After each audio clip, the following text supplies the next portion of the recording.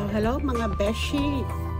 Today, gawa tayo ng embutido sa llanera. First time kong gagamit ng llanera na may takip na gagawa ng embutido. Subukan natin.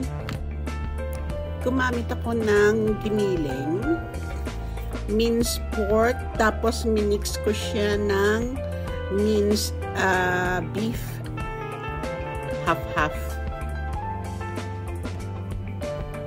Nag-slice din po ako ng carrot cubes at saka ng paprika, red paprika, at saka ng guisantes, yung green peas, and boiled eggs, and hot dog sa can. Ayan. Minix ko po siya with salt and pepper and Himalayan salt. Nilagyan ko rin siya ng pickles at saka tomato sauce, tomato ketchup. Ngayon, yung ilalim po ng llanera, nilagyan ko ng banana leaves.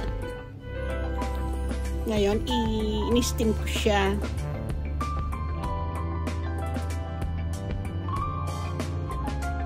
Ating finished product, mga beshi.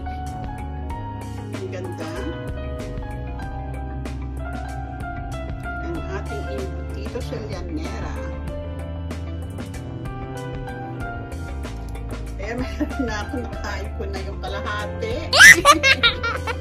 Ang sarap mga beshi. Ang sarap.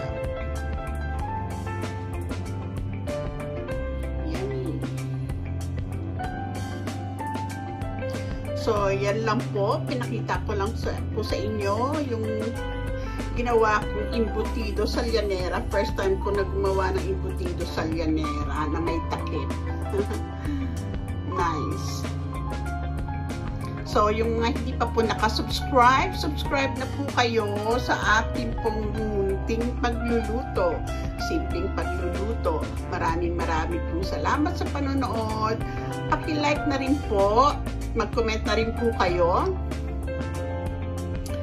At marami pong salamat sa panonood. Happy cooking! Bye! Ayan mga besh, tingnan natin ang resulta ng ating embutido sa llanera. Wow! Ayan na po mga besh, ang ating embutido. Simpleng embutido. Ang ganda, firm siya, oh. Firm na firm. So, ayan na ang ating